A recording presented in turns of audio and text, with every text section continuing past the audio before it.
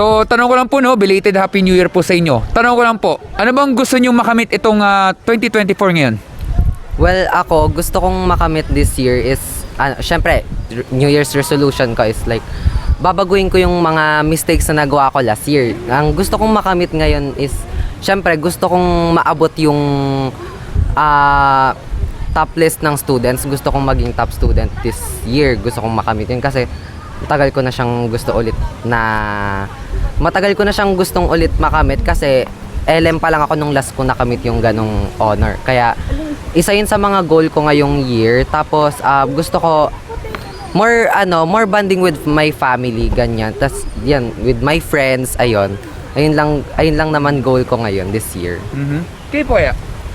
Ang goal ko this year ay yung mga pagkakamali ko ng 2023 ay parang baguhin ko siya ngayon. Yung mga hindi ko nagawa ng 2023 ay magagawa ko ng sarili ko at hindi yung sa ibang tao. Sa tingin nyo po, kayo ba'y masayahin ba o malungkutin po kayo sa simula nitong taon na to? Depende po sa sitwasyon. Depende sa sitwasyon. Pero masaya pa rin ba kayo? Opo. Kayo po kaya? Ako naman masayang masaya kasi talagang nag-start yung New Year ko ng kasama ko talaga pamilya ko, nag year-end party kaming magpapamilya, magkakamag-anak ayun. Masasabi ko napakasaya niya ngayon, nagbalik school na din, masaya din naman, wala namang negative na nangyayari sa akin ngayon. Sa tingin nyo kaya, ano kaya ang pinakamalaking dahilan bakit isang tao po ay malungkot o malungkutin?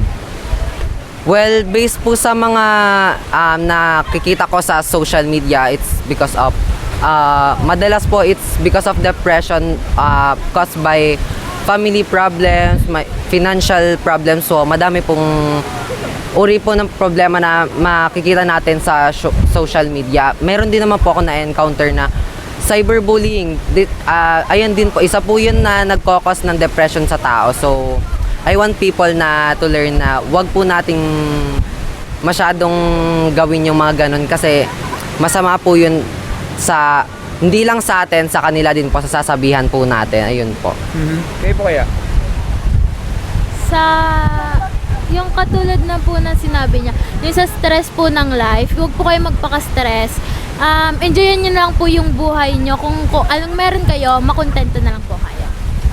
Pero naniniwala kayo sa sabi ng maraming Pilipino, kaya daw isang tao ay malungkot dahil wala daw siyang pera o walang pera. Naniniwala kayo dito? Depende po. Kasi, syempre, hindi ka naman po magkakapera or hindi ka mawawalan ng pera kung may trabaho ka or wala. Kaya ko kaya? Ang masasabi ko dyan, ako honestly, napapasaya talaga ako ng pera. So, masasabi ko sa mga nagsasabi na if money can't buy happiness, well, for me, it is. Pero, meron naman talagang mga bagay na magpapasaya sa atin kahit walang pera. Tulad ng pamilya natin, syempre. Kasi, ako ngayon, currently, napakasaya ko kasi kasama ko pa yung pamilya ko this year. Ayun, kahit wala kaming masyadong pera, na nagiging masaya kami kasi sama-sama kami, ganyan po. Sa tingin nyo ba, no, nung mga nangyaring nagdaan ng pandemya at iba po mga nangyayari, sa tingin nyo, nagbago ba talaga ang buhay ng mga tao po? Well, masasabi ko po oo kasi talagang sobrang andami pong nabago after ng pandemic.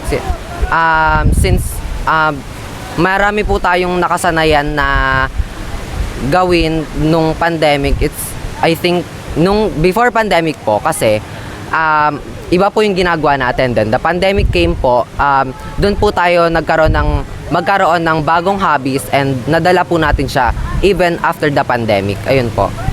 Kaya po kaya? Ang dami pong nagbago. Like, nung pandemic po, hindi mo pwedeng makasama yung mga friends mo, yung mga nakakasanaya mo or nakakasalamuha mo. Then, ngayon po, pwede na po kayo magsama-sama ulit, yung magbanding po kayo together, kahit saang place po. Sige ito, may iba akong ganito na tanong, mabilis lang po ito, pero sunan po ito, no?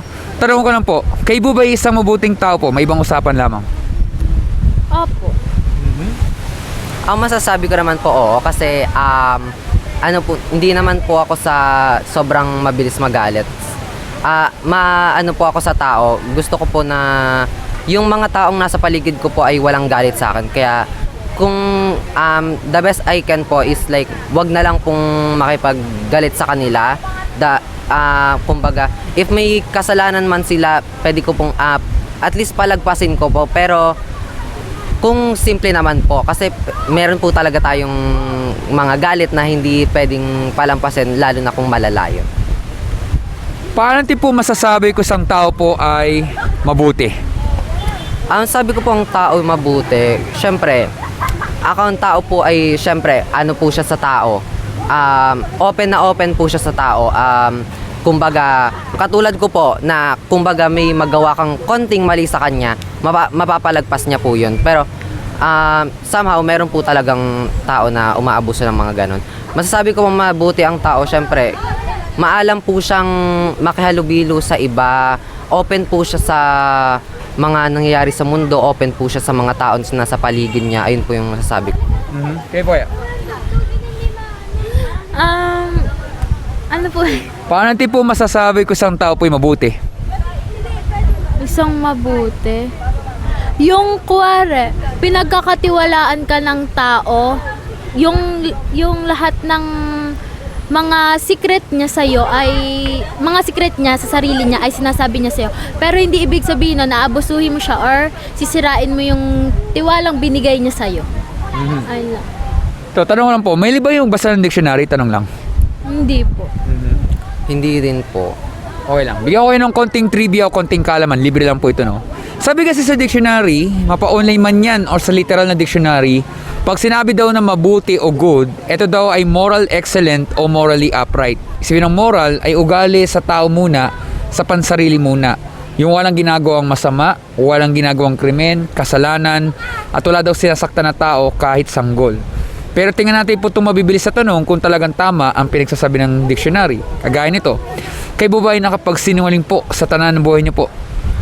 Opo, maraming beses na po. Opo, maraming beses na rin pong nagsinungaling. Ang problema po, ang matututo po ng bata ay magsinungaling at lahat talaga tayo dito ay guilty. Kaya nga mabigat po talaga ang hindi pagsabing totoo at lahat talaga tayo dito ay pumalpak. Pero ito po, kayo po ba ay nakapagnakaw po na isang gamit, kahit po na lapis, ballpen, barya, kahit ano pang halaga yan, kahit yun nasa internet? Opo, hindi naman po sa madalas, pero madalas po, hindi, masasabi ko po na may nagawa po talaga ako, pero hindi man po siya sobrang frequent, no? Nagagawa ko lang po siya somehow na it's because na may kakulangan po ako, ganon. Opo, nagagawa ko po siya. Pero hindi naman po yung lagi or minsan. Hindi naman po siya sobrang laki ng hindi siya sobrang laking bagay. Pero nagawa ko siya dahil sa tuso or sa sulsol ng kaibigan.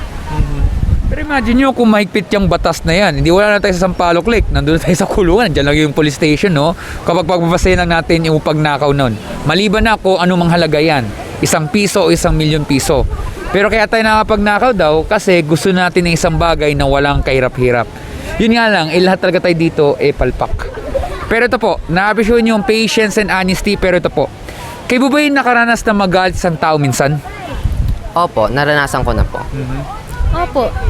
Ma'am, depende po yun sa pakikisalamuha sa akin or sa respeto sa akin ng tao. Pero nawawala ba stress natin pag tayo nagagalit o lalong tumitindi po? Lalo pong tumitindi, depende po yun sa nagawa ng tao sa'yo or sa nagawa mo sa kanila.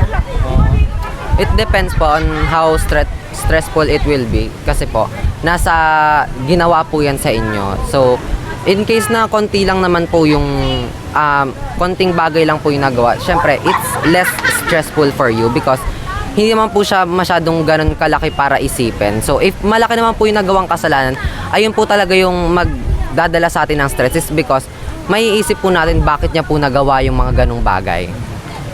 Yun nga po, ang problema po kasi, normal naman po talaga na pag tayo po yung masasaktan, syempre magagalit. Ano naman po tayong tatawa, umingiti. Baka balo na po yung tao o sasabing manhid na hindi siya nasasaktan pero deep inside, nasasaktan talaga siya. Kasi may sinasabi kasi na hindi kailangan manapak ng tao, suntukin o kahit ano po. Magtanim ka lang ng galit, di mo kailangan magmura, nagkasala na tayo kasi hindi tayo pumatay ng tao ng physical. Sa puso, pumatay tayo ng tao sa kanyang puso. Kaya may nasasaktan, may no-offend. Yun nga lang, lahat talaga tayo dito ay guilty. Pero ito po, nagagamit nyo ba minsan ang pangalan ng Panginoon sa walang kabuluhan? Minsan pag kayo nagugulat na Papa, OM, alam nyo na po yun? Hindi po because sabihin ko pong tamad po ako magsimba pero hindi ko po gagamitin ang pangalan ng Diyos towards things na hindi naman po necessary. Okay, that's good. Kayo kaya? Yung sinabi niya din po, hindi ko din po magagawa yun. So never pa naman. Never po. Never pa po. Mabuti po kung gano'n, no? Kasi hindi porket po nakikita nyo sa paligid na, ay, kunwari, nahulog lang yung baon.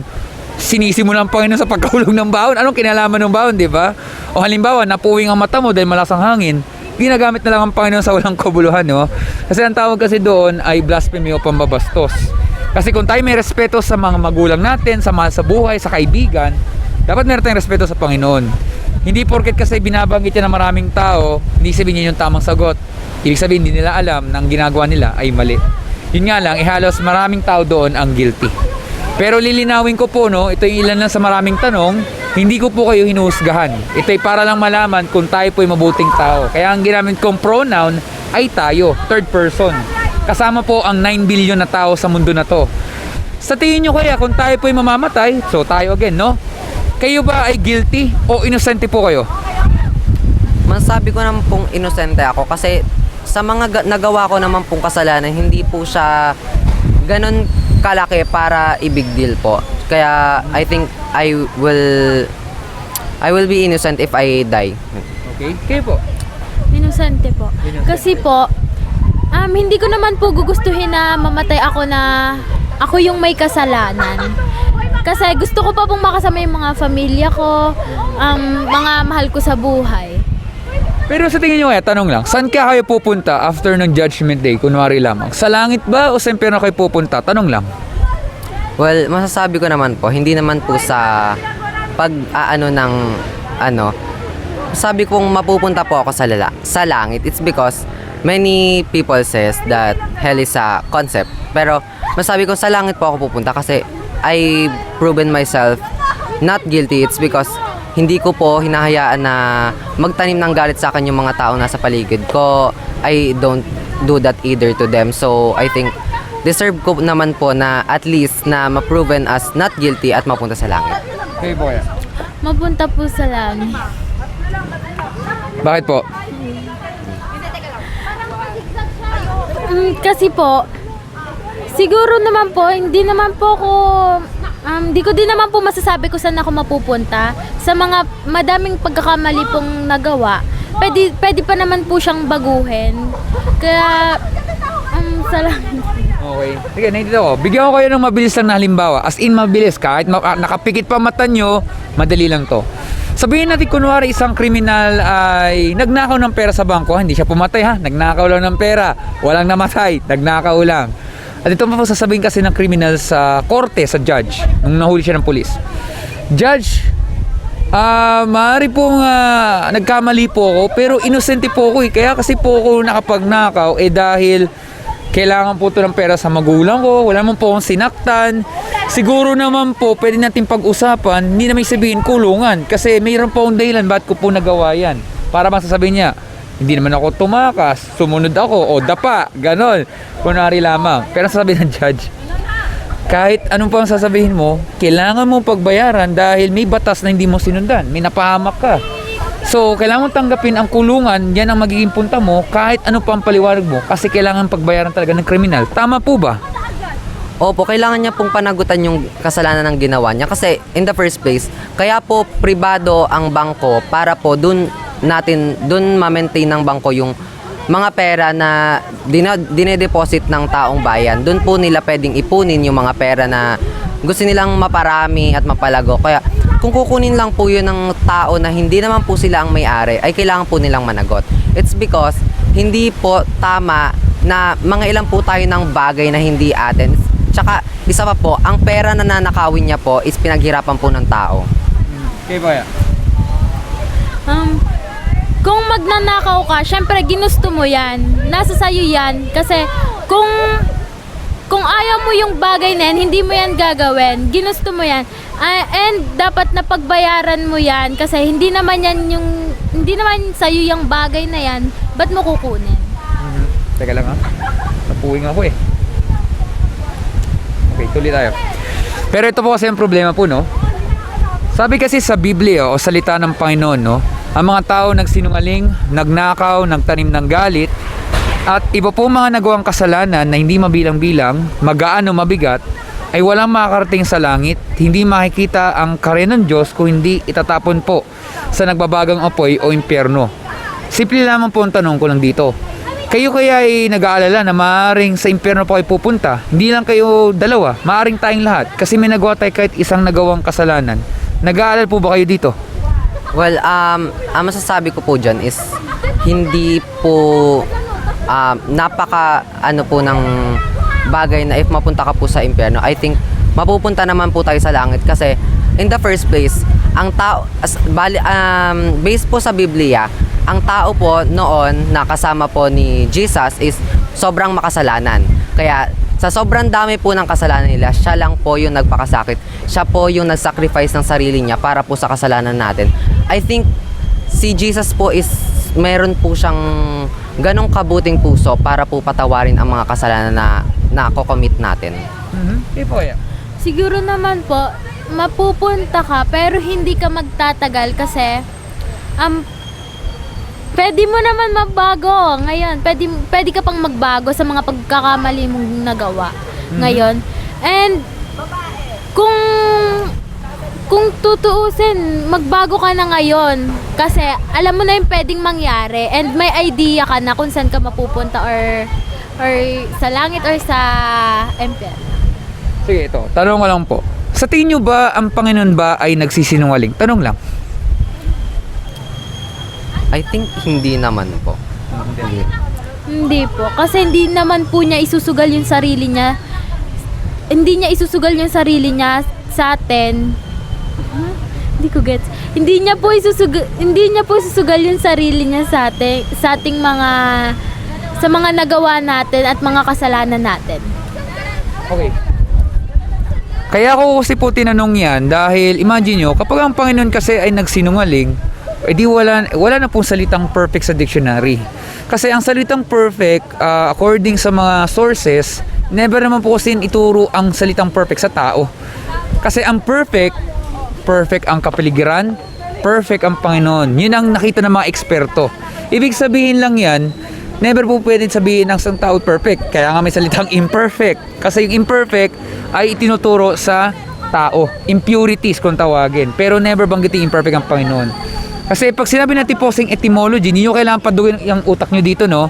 Saan nanggaling ang salita. Kaya pag ang Panginoon nagsinungaling, ay di wala nang salitang perfect dito. Wala nang standard. Kasi pag may standard, may kaayusan. Kasi kung walang standard, edi ang gulo natin. Baka hindi na nga tayo nagpapahangin dito. Gulo-gulo na, di ba? Yun kasi sabihin ng standard. Kaya tahimik, nun, kasi may batas, may panuntunan. At ang Panginoon po kasi, sa gusto po natin, dapat po tayo mag-alala kasi po buhay ang pinag-uusapan natin. Tanong ko lang po, mahal niyo ba sarili niyo? Opo, mahal na mahal ko po yung sarili ko. Opo, higit pa po sa mga nakakasama ko. And dapat pong mahalin natin yung sarili natin at hindi mahalin mo din naman yung ibang tao pero wag mong ibubuhos lahat sa kanya yung pagmamahal mo. Okay. Kayo ba natatakot sa kamatayan? Tanong lang. Opo, kasi napakarami ko pa pong pangarap. Gusto ko pong makamit lahat. Opo, gusto ko din pong makamit lahat ng pangarap ko, lahat ng pangarap ng magulang ko sa akin and gusto ko pa pong mas maging maayos ang buhay nila in the future. Sige, tanong ko lang po. Ilan pa kayang years old o edad na gusto nyo mabuhay? Tanong lang wala naman tama't mali. 100 years old ba? 200? 1,000? Tanong lang. I think gusto ko po at least at my 80s mawala na ako kasi as I've seen po sa mga elders at their 80s, they're suffering too much. So I don't want to suffer that much. Kung anong age ang siguro kakayanin or syempre hindi naman ayaw ko sa age na sobrang bilis na akong mawawala. Gusto ko pang makita yung magulang ko na maging successful and lalo silang maging maayos and tsaka na ako mawawala. Pero alam niyo po ba kung hanggang kailan kayo mabuhay?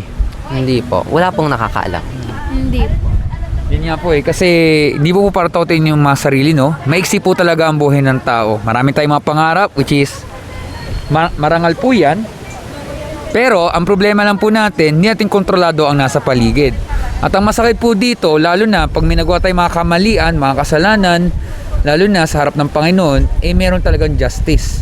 Dahil ang Panginoon po nagsabi niyan, hindi naman sa akin po galing yan. Ibig sabihin, kaya tayo may tinatawag na konsensya. Alam niyo ba siya na konsensya? Opo, alam ko. Opo. Ibig sabihin, araw-araw nag-iisip tayo, tama ba itong gagawin natin o hindi? Kasi ito ay nilikha na itong Panginoon to para alam natin ang ginagawa natin dapat ay nasa Kanya o naaayon sa Kanya.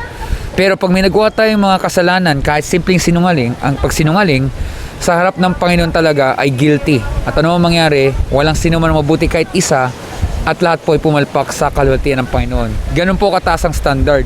Kasi para maging maayos sa standard, kailangan Panginoon talaga masusunod. Kaya hindi lang kayo dalawa ang itatawag sa impyerno, lahat tayo. Kasi napakahirap niyan. Ako, guilty po ako. Kahit yung mga kaibigan ko, lahat guilty. Kasi tayo pumalpak sa harap ng Panginoon. Kagaya nito, tanong ko lang, no? Familiar ba kayo sa mga viral na mga post sa Facebook at iba pa? Opo, lagi po akong active sa social medias. Opo. So, kagaya niya, di ba? May kumalat na isang impormasyon na tungkol sa engagement ring na 299 pesos na yan, no? Pero hindi pag-uusapan masyado yan. Ang tanong ko lang ay simple. Ang pag-ibig ba ay kailangan idaan mo sa presyo? I think somehow, opo. Kasi andyan po yung rule na huwag kang magmamahal unless kaya mo nang gastusan yung sarili mo. Huwag kang gagastos sa ibang tao unless hindi mo kayang gastusan yung sarili mo. Opo. Ang presyo po, hindi mo naman mababase yan sa pagmamahal sa'yo ng tao. Kasi, kung gusto ka niyan, kahit anong bagay or anong presyo niyan, tatanggapin mo. So, it's like quality over quantity. Tama po ba? Yes. Ganun din. Yes po. Pero imagine nyo, sa ganung punto kasi nun, hindi mo mapapalit ito ng anumang halaga o kahit gaano kakaraming nagawang mabuting gawa sa mundo na ito. Pag may nagawa tayo kasi isang nagawang kamali o kasalanan, baliwala na yun. Kaya dapat pahalagayin natin talaga ang buhay habang tayo nabubuhay. Kasi mahalaga po natin makita na meron tayong dahilan kung ba't tayo nandito sa mundo. At yun yung makilala natin ang Panginoon at nawa nga ay lahat tayo nasa tamang landas ang buhay. Yun nga lang, haharap talaga tayo na may pagsubok, meron talagang kapalpakan. Kaya dapat natin masayang talagang buhay dahil ang buhay ay hiram lamang. Ano man ang nangyari, dapat tayo mag-alala kasi talaga ang Panginoon ay mataas ang standard niya. Hindi lang kayo po ang guilty, lahat po tayo. Dahil ang Panginoon po ayon niya ng mga taong mayayabang o mataas ang sarili.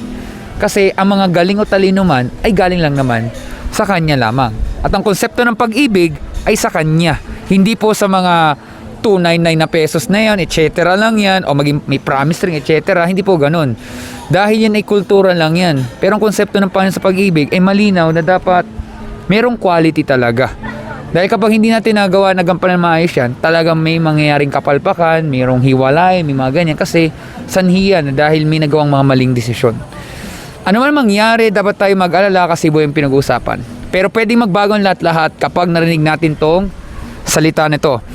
Familiar ba yung salitang mercy? M-E-R-C-Y? Yes po. Familiar po. Yes po. Ano kaya sa Tagalog ng mercy? Awa po. Awa. Ibig sabihin, pwede tayong humingi ng mercy o awa sa Panginoon na inamin natin na tayo po'y makasalanan, inamin natin na tayo po'y mahina at tinatanggap po natin ang parusa. Pero humingi tayo ng tulong sa Kanya. Yan po ang sabi ng awa. Dahil sa mata ng Panginoon, hindi po kahihiyan ang humingi ng awa sa Kanya. Bagkus, mas gusto po ng Panginoon ang humingi sa Kanya ng tulong or awa. Para halimbawa, di ba pag kayo nahihirapan sa isang bagay, hihingi kayo ng tulong, tama po ba? Opo, nahingi po ako. Ganun lang po ang konsepto nun. Kasi ayon ng Panginoon kasi na tayo po'y nagre-rely lang sa ating sarili, sa ating utak, sa ating lahat ng bagay. Kasi ano mangyari, papalpag talaga tayo. Pero pag humingi tayo ng awa sa Panginoon, kahit galit siya sa kasalanan tulad natin, nagbigay pa rin siya ng solusyon. At ito po kasi ang tanong. Ano kaya ginawa ng Panginoon upang hindi tayo tapon sa impyerno at tayo pa'y makalispos sa Judgment Day? Ano kaya ang ginawa ng Panginoon sa ating lahat? Well, I think, ayun po, kaya po siya na-crucify, it's because nagpakasakit po siya, nag-sacrifice po siya ng sarili niya para po maalis lahat ng kasalanan ng mga tao. Siguro po, pinapatawad niya tayo sa mga nagawa nating kasalanan.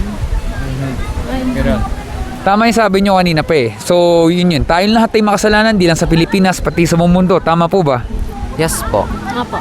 Pero po ang ginawa po ng Panginoon Kristo nga, siya po yung nagmamalasakit. Hindi niya kailangan gawin yan. Pero dahil sa pag-ibig niya na gusto niya may maligtas na mga tao, hindi nga niya naipangako na lahat ay maliligtas. Pero maraming maliligtas dahil sa ginawa niya. Kasi ang gusto lang naman niya magbahagi ng katotohanan, aral, pero may mga tao na ayaw ng liwanag. Ayaw nila na sila tinuturuan ng leksyon at gusto nila sila masusunod. Kaya pinalabas daw nila, may ginawa daw masama si Jesus, pero ang totoo, siya ay inosente. Pero si Jesus kasi hindi lang siya tao. Siya rin ni Diyos na ang pagbabahagi ng katotohanan ay kapaltikan niyang buhay. Ipinako siya sa krus, namatay man siya doon, pero siya ay nabuhay sa pangatlong araw bilang hudyat na natalo na po ang kasamaan at natalo na po ang kasalanan. Dahil hindi na po kailangan ang buhay po natin ang maging kapalit, kundi buhay na po niya. Ang kanya pong dugo ang naging sapat na. Ibig sabihin, kung isang tao po ay guilty at may nagbayad po ng piyansa kunwari, makakalaya po siya. Di ba? Tama po ba yun? Yes po. Opo. Yun. Ibig sabihin, ganun din po. Ang buhay po ni Jesus ang naging kapalit para hindi tayo mapahamak at meron pong buhay na walang hanggan. Pero lilinawin natin po, ang kaligtasan ay wala sa ating mabubuting gawa. Kasi may bahid po ng kasalanan. Kahit po isang tao ay maraming ginawang mabuti, pag may nagawang isang kasalanan, ang panuntunan to ay nasa Panginoon. Sabihin, guilty pa rin siya. Kaya ang kaligtasan ay galing lang sa biyaya ng Panginoon at wala sa ating mabuting gawa. Pero may dalawang Bible para makamit yan. Una, familiar ba yung salitang repentance? Hindi po masyado. Hindi po. First time nyo lang narinig yan? Hindi naman po. Okay. Opo. Ibig sabihin pong repentance ay pagsisisi sa kasalanan. Parang sa sakit. Di ba gusto nyo pong gumaling pag kayo nagkakasakit? Opo. Opo. Siyempre, pag kayo nagkasakit, wala kayo sa paloklik. Hindi kayo makakapasyal, hindi kayo makapagpahangin, hindi magiging productive ang buhay nyo.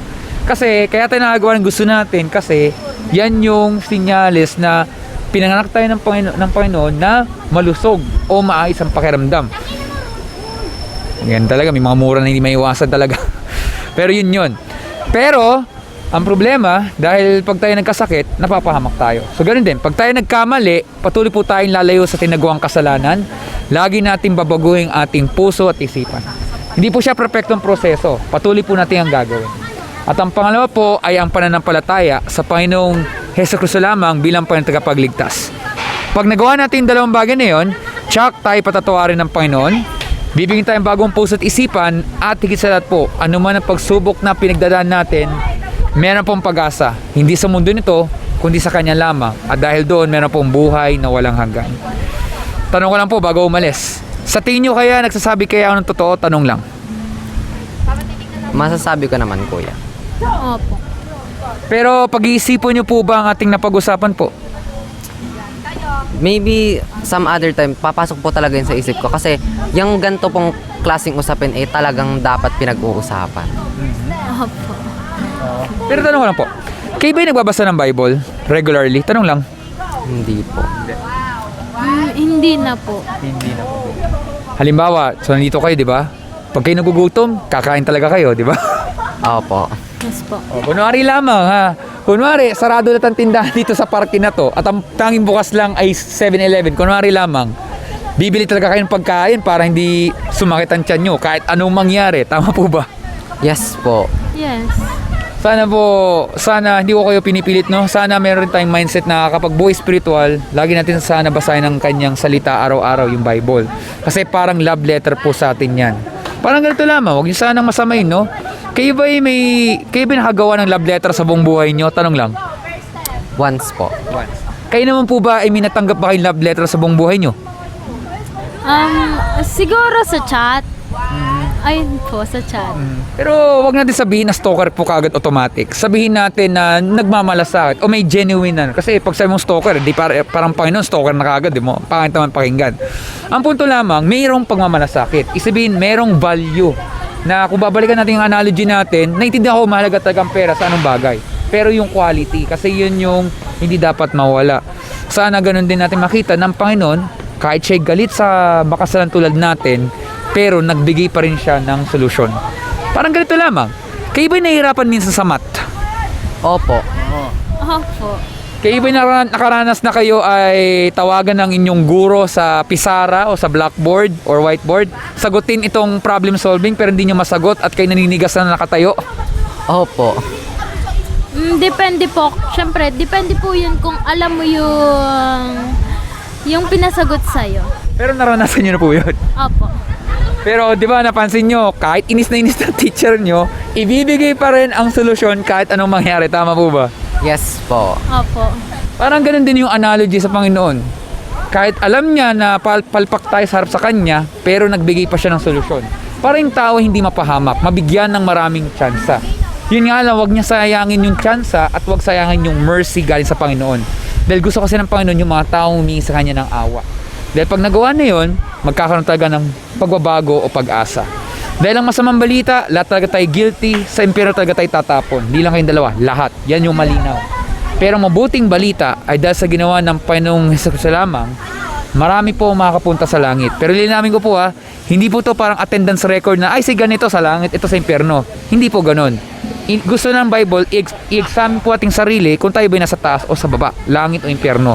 Dahil yung mga punta sa langit, sila po ay niligtas dahil sa biyaya ng Panginoon. Sa pagsisisi sa kasalanan at sa pananampalataya sa Panginoong Hesus lamang, sila ay maliligtas dahil yun sa biyaya ng Panginoon at wala sa kanilang mabuting gawa. At dahil doon, meron pong buhay na walang hanggan. Maraming salamat po at meron ba yung katanungan po? Wala naman po. Wala. Maraming salamat po at mag-ingat po kayo. God bless po. God bless din, kuya. Thank you po. Thank you.